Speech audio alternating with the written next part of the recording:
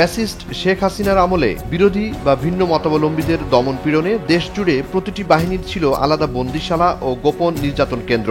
বর্তমানে এগুলো দেশে বিদেশে পরিচিতি পেয়েছে আয়নাঘর হিসেবে। সেনা গোয়েন্দা সংস্থা, directorate general of forces intelligence DGFI, rapid action battalion RAB এবং পুলিশের বিভিন্ন ইউনিটের দ্বারা পরিচালিত হতো এসব কুখ্যাত আয়নাঘর বা গোপন বন্দিশালা। হাসিনা আমলে গুম হওয়াদের পরিবারে নেমে আসত নিদারুণ দুঃখ দুর্দশা।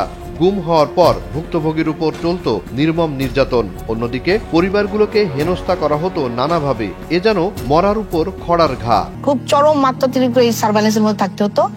এমনকি 5ই আগস্টের পরে ফ্যাসিস্ট রেজিমের শেখ হাসিনা পালিয়ে যাওয়ার পরেও কিন্তু পুলিশের থানার একটা টিম এসে আমাদের বাড়িতে অ্যারেস্ট ওয়ারেন্ট নিয়ে আসে এবং পুলিশ খোঁজাখুঁজি শুরু করে। যখন ঢুকি খোঁজাখুঁজি শুরু করে, আপনি জিজ্ঞেস কাকে খুঁজছেন, বললো যে অ্যারেস্ট ওয়ারেন্ট আছে সাজিদুল ইসলাম সুমনের নামে। তো আমার যেই ভাই আসলে গুম 13 বছর ধরে, তাকে অ্যারেস্ট ওয়ারেন্ট নিয়ে খুঁজতে আসে। সার্ভেলেন্সের মাত্রাটা এতটাই চরমে উঠে গেছে আসলে। এবং আমরা যখন জিজ্ঞেস করি যে 13 বছর ধরে সাজিদুল ইসলাম সুমন আমার যে ভাই গুম, সেটা তো দেশের সব মানুষ জানে, তো আপনারা জানেন না? তারা খুব রূঢ় ভাবে আমাদেরকে রিপ্লাই করে যে আমরা কেন জানবো। পুলিশ এসে একদিন শ্যামল ভাইকে তুলে নিয়ে যায়। আম্মা ওসি সাহেবের কাছে গেল, ওসি সাহেবকে জিজ্ঞেস করলো আমার এই ছেলেটাকে কেন তুলে আনছেন? ও তো মসজিদ আর মাদ্রাসা ছাড়া কোথাও যায় না, ও কোনো বন্ধু বান্ধবের কাছেও যায় না। তো ওসি সাহেব নির্দ্বিধায় আম্মাকে উত্তর দিলেন যে ও তো সুমনের ভাই, এই জন্য তুলে এনেছি, এবং আনার জন্য আমার মাকে অনেক টাকাও গুনতে হয়েছে ওই দিন। সরকার প্রধান থেকে শুরু করে গুমকারী বাহিনীগুলো সাজাতো বিভিন্ন গল্প। বেশিরভাগ গল্পই থাকতো সামাজিকভাবে হেয় করার, যেমন দ্বিতীয় বিয়ে, পরকীয়া, নারী কেলেঙ্কারি, পারিবারিক কলহ ইত্যাদি। এরকম অভিযোগ অনেকে অনেক কিছু দেয়, কিন্তু তার কোনো প্রমাণ দিতে পারেনি, কোনো নাম দিতে পারে না, কোনো কিছুই দিতে পারে না। এবং অনেক সময় দেখা যায় বলা হচ্ছে অনেক লোক নাই, কিন্তু তাকে খুঁজে পাওয়া যাচ্ছে, সে ঠিকই জীবিত আছে।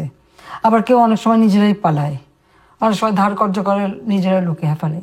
সে ধরনের ঘটনা ঘটছে। নিরাপত্তা বাহিনী কিংবা আমাদের কোনো গুমের সঙ্গে তারা সংশ্লিষ্ট নয়। যেখানেই গুম হচ্ছে সেখানেই আমরা কিছুদিন পরেই তাকে পাচ্ছি। হয়তো সে নানা কারণে আত্মগোপন করে থাকে, সেগুলোকে গুম বলে চালিয়ে যায়। 2024-এর 5 আগস্ট শেখ হাসিনা পালিয়ে যাওয়ার পর কুখ্যাত আয়নাঘর নিয়েও চলে নতুন গল্প সাজানোর। একটা সিঁড়ির পাশে যখন এই মার্কটা থাকে, what does it indicate, do you think? কারণ আমি তো বিল্ডিং এর এক্সপার্ট না। টাইলস, এই সিঁড়ি টাইলড ছিল। আচ্ছা, একটা জায়গায় যেত সেদিন শুনলাম ওরা বলছে যে হ্যাঁ 5ই আগস্টের পরে কয়েক টন আর কি কাগজ এখান থেকে নিয়ে যে পুড়িয়ে দিয়েছি।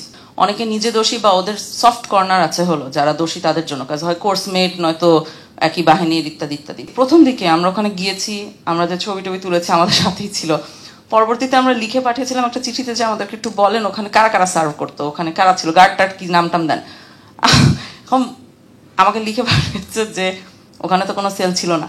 আচ্ছা, এটা মানে এত অদ্ভুত লেগেছে। আমি তারপর ফোন করে বলেছি যে ভাই এগুলো লিখবেন না, কারণ আপনি আমার সাথে গিয়েছেন, আমরা দুইজন মিলে ওখানে ছবি তুলেছি, আমিও জানি ওখানে সেল ছিল, আপনিও জানেন, এবং আমার কাছে তো ছবি আছে, আপনি কি করবেন, এটা বলে লাভ আছে কোনো? তখন বলে হ্যাঁ না সরি ভুলে গেছে। তো দ্বিতীয় চিঠিতে পাঠিয়েছে সেল ছিল, গার্ডের নাম জানি না।